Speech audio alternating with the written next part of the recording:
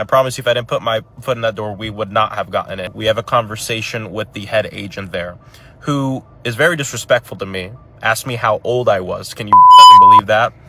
Every single week, we have seen videos from across the country of members of Congress being pushed, being denied entry when the door fully closed, being tear gassed, being yelled at, mistreated by ICE agents. And I'm here to do my job.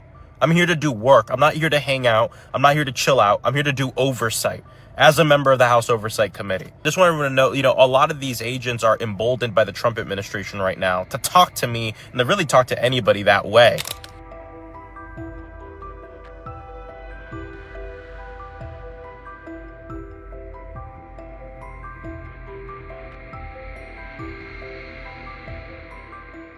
Hey everybody, just got done doing an oversight visit of one of the ICE field offices here where immigrants check in and some of them are being detained. They get detained there and then sent to a different facility. And I'm just checking in to talk about one specific thing.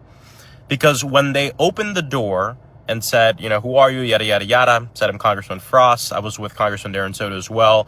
Then they went to close the door. I put my foot in the door. And I put my foot in the door for one simple reason. Every single week, we have seen videos from across the country of members of Congress being pushed, being denied entry when the door fully closed, being tear gassed, being yelled at, mistreated by ICE agents at a lot of these different offices. And so if there weren't these videos, maybe my energy would be a little different coming in. But these videos exist and we see it happening, and we have to assert ourselves fully on first contact to say, we are members of Congress. We're here to do a job. We're here to do a lawful and legal job of oversight on behalf of our constituents. Okay. So we get in. I promise you, if I didn't put my foot in that door, we would not have gotten in. When that door closes, oftentimes it never opens.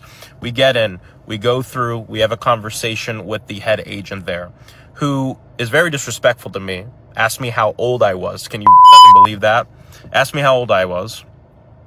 And then he starts saying stuff like, well, look, at the end of the day, it doesn't matter you're a congressman. We're all friends. We're all human. No. And I told him, no. We're not friends. And it does matter I'm a congressman. I'm here to do my job. I'm here to do work. I'm not here to hang out. I'm not here to chill out. I'm here to do oversight as a member of the House Oversight Committee. And I bring this up because I just want everyone to know, a lot of these agents are emboldened by the Trump administration right now to talk to me and to really talk to anybody that way. The energy that you bring, you have to set that right away, right at the beginning. I just got out of this ICE field office right here. I went in with Congressman Darren Soto to conduct oversight of the facility. We've seen the videos all across the country of members of Congress not being let in, and we wanted to make sure that didn't happen.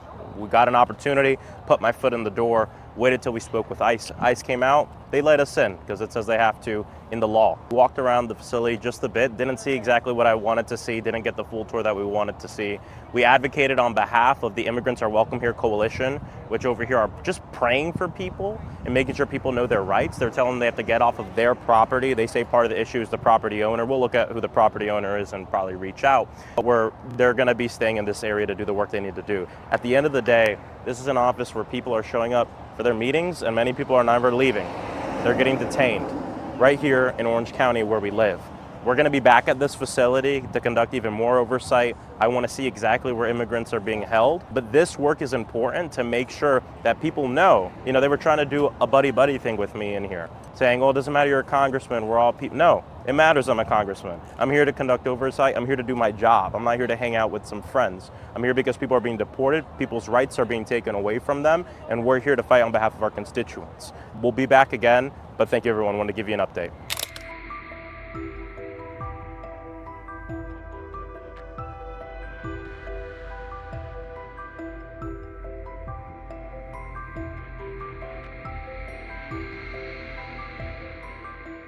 Press release came out from the Department of Homeland Security a couple days ago. It said that members of Congress in New Jersey that went to the Delaney Hall ICE detention facility could, quote, could have just scheduled a tour. I guess I'd just like to hear from you if you can confirm that you understand that members of Congress by law are allowed to show up unannounced to conduct oversight visits of ICE detention facilities. Yes, they can conduct oversight, but Senator, what I would ask is that they understand that that doesn't mean they could show up with a mob with the intention to break in and assault law enforcement officers. That's what happened at Delaney Hall last week. You're familiar is that those individuals and those members of Congress were surrounded by criminals, creating criminal and perpetuating criminal acts. You understand that But when they you were show up already and ask within for a tour, the we facility. facilitated every single tour that every member of Congress has wanted. We've always done that, and we have to, when we have a tour, also make sure that we've addressed security concerns and have enough staff and all of that, and we were accommodating that when those individuals showed up and they decided instead to break in. You know that they were already on the ICE premise, already facilitating into having the tour when there was the arrest of the mayor. They were not breaking into They had broken through the outer fence, and they were interior on federal property when They the were crimes invited occurred. in by ICE as the ICE was preparing to give them a tour. That You're doesn't aware of give that? them an excuse to start punching law But you enforcement understand that they were not officers. storming the wait. fence. Well, I at don't Delaney. understand. Are you making excuses for their behavior that day? I'm just trying to clarify what exactly happened. Oversight is an important part of what Congress does and what you provide to our department, and we welcome it. We give tours when members of Congress ask for it. We just ask that they not be politicized, that they actually are there to provide the oversight that is needed to ensure that we're doing if I due were to diligence show in our up job.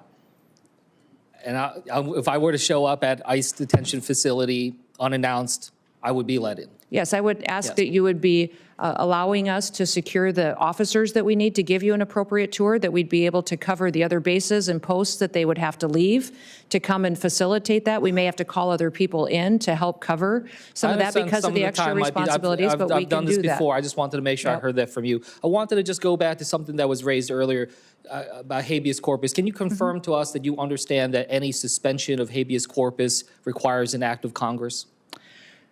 President Lincoln executed habeas corpus in the past with retroactive action by Congress. I believe that any president that was able to do that in the past, it should be afforded to our current day president.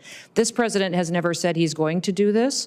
He's never communicated to me or his administration that they're going to consider suspending habeas corpus, but I do think the Constitution allows them the right to consider it.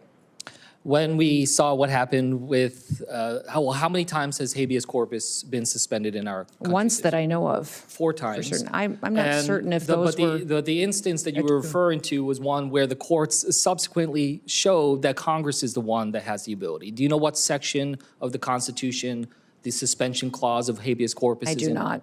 Nope. Do you know which article it is in?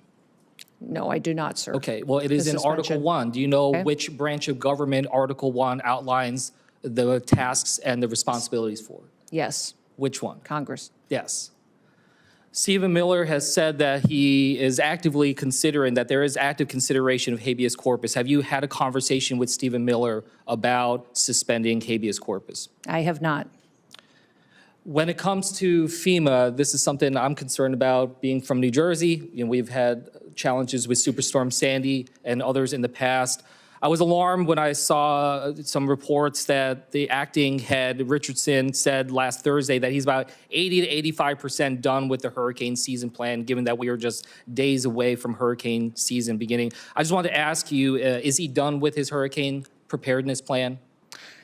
He is working diligently with the employees at FEMA and are prepared for hurricane season. What you Have you seen this referenced, plan? Have you seen this plan? Is he yes, I've been presented it to actively you? engaged in hurricane response and preparation. seen the We're plan? pre-staging people, pre-staging equipment. Is that We're plan making sure that something- we have tabletop exercise we're running through with all of our regions on what their response will be.